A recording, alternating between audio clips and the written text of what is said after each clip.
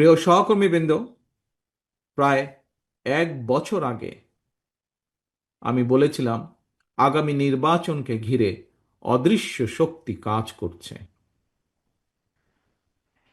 জনগণ লক্ষ্য করতে শুরু করেছেন নির্বাচনের মাধ্যমে জনগণের বাংলাদেশে জনগণের অধিকার প্রতিষ্ঠার সুযোগ বিনষ্ট করার ক্ষেত্রে প্রস্তুতে সেই অশুভ শক্তির অপতৎপরতা সাম্প্রতিক সময় ধীরে ধীরে দৃশ্যমান হয়ে উঠছে।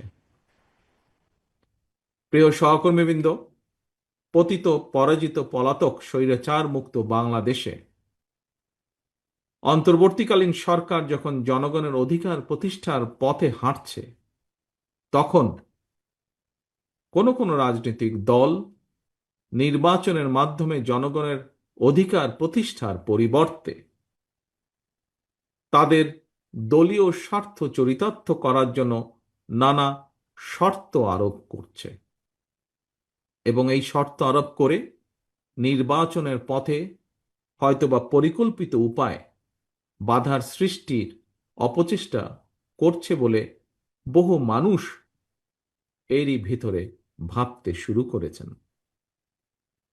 প্রিয় সহকর্মীবৃন্দ, সম্মানিত নেতৃবৃন্দ, প্রথম থেকেই বিএনপি দ্রুততম সময়ের মধ্যে একটি নির্বাচনের দাবি জানিয়ে আসছিল।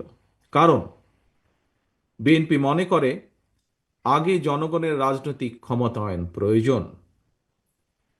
জনগণের সরাসরি ভোটে নির্বাচিত প্রতিনিধিদের নিয়ে গঠিত নির্বাচিত সরকার জনপ্রত্যাশা পূরণে যদি ব্যর্থ হয়, তাহলে পরবর্তী নির্বাচনে জনগণ ভোটের মাধ্যমে সরকার পরিবর্তনের সুযোগ পাবে, যা গণতান্ত্রিক বিশ্বে প্র্যাকটিস করা হয়ে থাকে।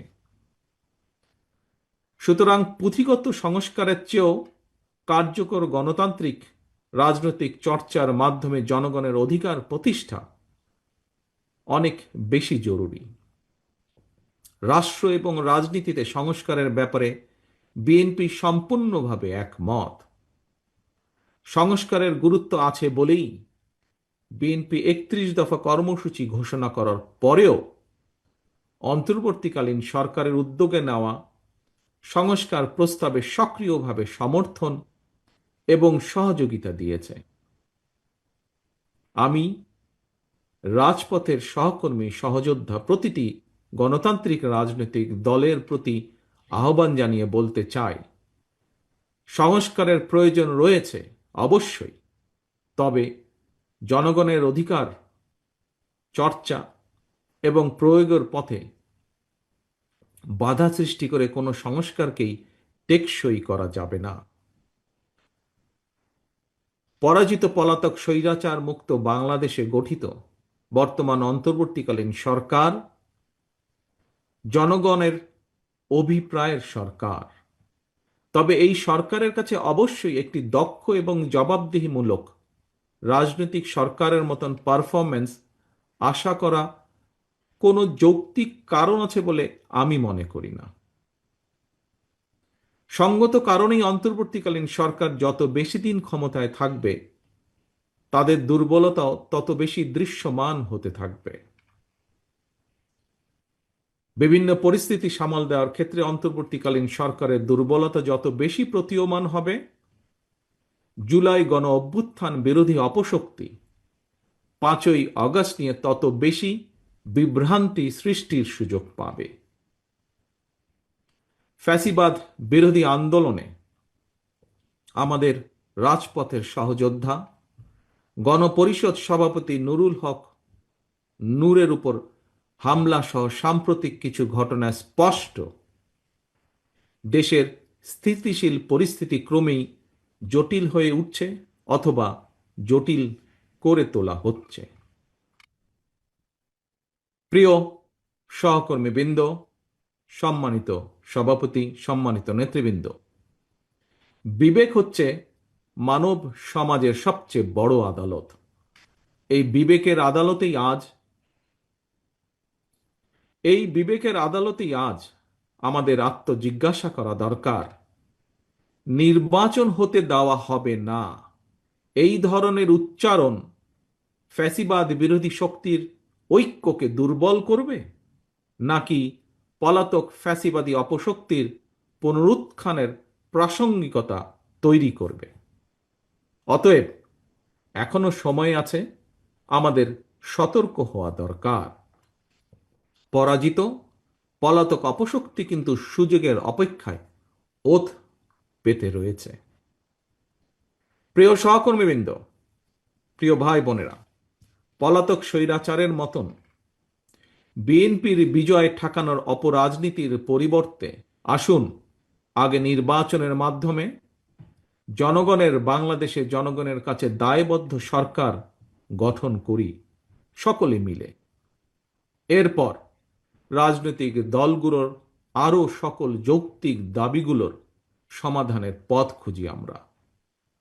রাষ্ট্র রাজনীতিতে জনগণের অধিকার প্রতিষ্ঠার জন্য শর্ত শিথিল করে নির্বাচনের পথে হাঁটাই এখন সময়ের দাবি। জনগণের ভোটের অধিকার প্রয়োগ করে নির্বাচন কেন্দ্রিক গণতন্ত্র চর্চার মাধ্যমে যদি আমরা রাষ্ট্র এবং সমাজে গণতন্ত্রকে প্রাতিষ্ঠানিক রূপ দিতে পারি, একজন রাজনৈতিক কর্মী হিসাবে আমার বিশ্বাস গণতান্ত্রিক রাজনৈতিক দলগুলোর গণতান্ত্রিক দাবিগুলো সময়ের সাথে সাথে বাস্তবায়নের পথ সহজ হয়ে যাবে। প্রিয় সহকর্মীবৃন্দ, বিএনপি এবং এর অঙ্গ সহযোগী সংগঠনের সমর্থক নেতাকর্মী সকলের উদ্দেশ্যে আমি একটি কথা তুলে ধরতে চাই আজকের এই দিনে। বিএনপি মনে করে রাজনীতি মানেই শুধু প্রতিশ্রুতির ফুলঝুরি নয়, বরং রাজনীতি মানে জনগণের জীবন মানের উন্নয়ন, ভবিষ্যৎ প্রজন্মের জন্য একটি নিরাপদ বাংলাদেশ বিনির্মাণ এবং সেই